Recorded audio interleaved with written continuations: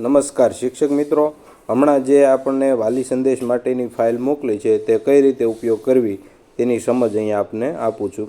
સૌથી પહેલાં તમને જે વોટ્સએપ ગ્રુપમાં ફાઇલ આવી છે તે તમારે ફાઇલ છે જે વોટ્સએપ ગ્રુપમાં આવેલી છે તેને તમારે ખોલી લેવાની. અહીંયા મારી પાસે મને ફાઇલ મળી છે તો મારા ગ્રુપની અંદર છે, એમાં સૂચના પણ આપેલી છે. પણ ખાસ આ ધ્યાન રાખજો, વાલીને હાજરી સંદેશ ફાઇલ છે એ ખોલતી વખતે આપણે ફરજિયાત ગૂગલ ક્રોમમાં જ ખોલવાની છે. અને એનો ઉપયોગ કઈ રીતે થાય, કઈ રીતે વાલી સુધી મેસેજ પહોંચાડી શકાય, કઈ રીતે માહિતી ભરવી તેની સંપૂર્ણ વિગત હું આપને આપી રહ્યો છું. તો અહીંયા જે HTML ફાઇલ આપી છે એને આપણે ટચ કરીશું એટલે અહીંયા ઓપ્શન બતાવશે, ત્યાંથી આપણે ક્રોમનું ઓપ્શન લઈ લેવાનું છે.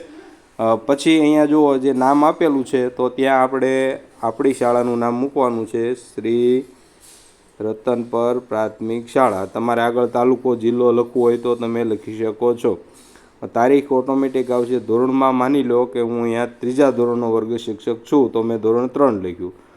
ફોટો છે તો ફોટો મારે લેવો હોય તો ત્યાં ટચ કરી અને તમારી ગેલેરીમાં જઈ અને તમે ફોટો તે બાળકનો જો તમારી પાસે હોય તો તમે ફોટો છે એ લઈ શકો છો. માની લો કે મારી પાસે ફોટો છે તો હું ફોટો અહીંયા લઈ લઉં છું. ત્યાર પછી અહીં વિદ્યાર્થીનું નામ, તો વિદ્યાર્થીનું નામ લખું છું વાળા જીલ મુકેશ કુમાર. મેં આ રીતે નામ લખ્યું. અહીંયા તેના વાલીનો નંબર છે તે આપણે લખવાનો છે તો હું અહીંયા વાલીનો નંબર છે એ લખી દઉં છું. જે નંબર વોટ્સએપવાળો હોય તે નંબર લખવો જેથી કરીને મેસેજ એ વોટ્સએપ નંબરમાં જાય. ત્યારબાદ અહીંયા ડેટા સેવ કરવો. ડેટા સેવ કરશો એટલે નીચે આ રીતે બતાવશે. જો તમારે વધારે બાળકોના નામ એડ કરવાના છે તો નવો વિદ્યાર્થી ઉમેરો, ત્યાંથી તમારે જેટલા બાળકોના નામ એડ કરવા હોય એટલા કરી શકશો. હવે મેસેજ કઈ રીતે જાય છે એની તમને સમજ આપું. જો બાળક હાજર છે તો આપણે એનો મેસેજ મોકલવાની જરૂર નથી, તમારે મોકલવો હોય તો મોકલી શકો. પણ ખાસ આપણે ગેરહાજર બાળકના વાલીને જાગૃત કરવા માટે આ આપણે HTML ફાઇલ આપણા એક મિત્રએ બનાવેલી છે. તો અહીંયા ગેરહાજર લખ્યું છે એની ઉપર હું અહીંયા ટચ કરીશ એટલે સીધું તમે જોઈ શકો છો એના વોટ્સએપ નંબર ઉપર જ જતું રહેશે. જો અહીંયા સીધું એનું વોટ્સએપ છે એ ખુલી ગયું છે, આપ જોઈ શકો છો.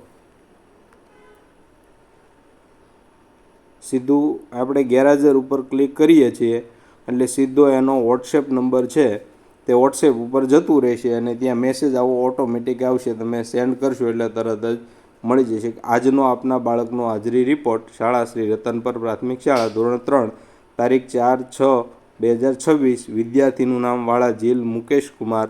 આજે આપનું સંતાન શાળામાં ગેરહાજર છે. નિયમિત અભ્યાસ માટે આપના સંતાનને શાળામાં નિયમિત મોકલવા આપશીને વિનંતી છે. આ રીતે વોટ્સએપ મેસેજ છે એ સીધો જતો રહે છે. તમે અહીંયા તમારા વર્ગના જેટલા બાળકો છે ને એક વખત તમે એડ કરી દેશો, સેવ કરશો પછી કાયમી માટે સેવ રહેશે. રોજ એને લખવાના રહેતા નથી. તમારે ગૂગલ ક્રોમમાં જઈ અને HTML ફાઇલ ખોલી અને તમે તમારા વર્ગના 2-4 બાળકો ગેરહાજર હોય, જ્યારે તમે ફ્રી હોય ત્યારે તમે આ રીતે વાલીને મેસેજ કરી શકો છો.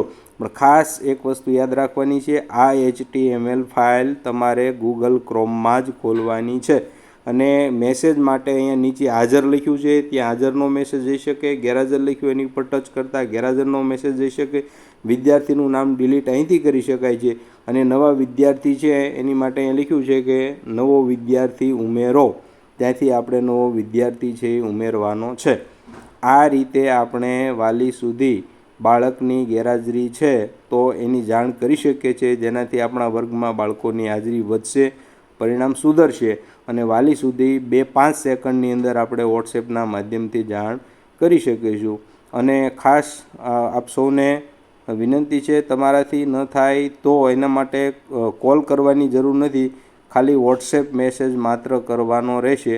થઈ જ જશે. સહેલું છે. ગૂગલ ક્રોમની અંદર HTML ફાઇલ તમે ખોલી અને ડેટા ભરો, સેવ કરો અને તમે આ રીતે મેસેજ મોકલો. એવું જરૂરી નથી કે ફોટો સેવ કરવો. ફોટો ન હોય, ખાલી તમે નામ અને વોટ્સએપ નંબર સેવ કરી નાખશો તો પણ સેવ થઈ જશે અને તમે મેસેજ એ મોકલી શકશો.